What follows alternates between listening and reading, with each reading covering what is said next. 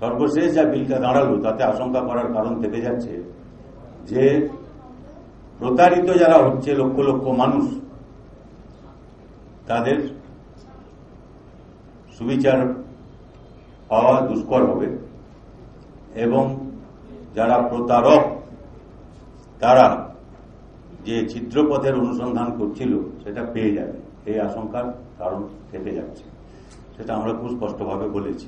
CBI তো লাগবেই, কারণ তদন্ত করার জন্য একটা সংস্থা দরকার, কে করবে তদন্ত।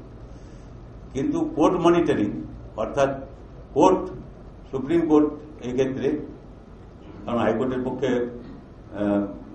অর্ডার দেওয়া সম্ভব, কিন্তু সারা দেশের বিভিন্ন রাজ্যের ঘটনা মনিটর করা মুশকিল কোনো একটা রাজ্যে হাইকোর্টের পক্ষে। সেজন্য সর্বোচ্চ আদালত তার মনিটরিং, যদি এটা হয়, যেখানে সময়ে সময়ে কি হচ্ছে তারা খোঁজ নিতে পারবেন, কিছু বক্তব্য থাকলে বলতে পারবেন, এবং তার সঙ্গে যে কেন্দ্রীয় সংস্থাগুলি রয়েছে, সেবি, আরবিআই, যেগুলো যেহেতু তাদের অটোনমি রয়েছে, আরবিআই, রিজার্ভ ব্যাংকের যেহেতু অটোনমি রয়েছে, তারা সরকারের সব কথা সবসময় শুনতে বাধ্য, এরকম না। দ্রুততার সঙ্গে দক্ষতার সংমিশ্রণ, অভিজ্ঞতা ইত্যাদি, এগুলার একটা সম্পর্ক আছে, যে যদি ঠিকভাবে হতে হয়। সেই জন্য অ্যাক্সিডেন্টের ভয় একটা থেকেই যায়, তার থেকেই আমাদের আশঙ্কা।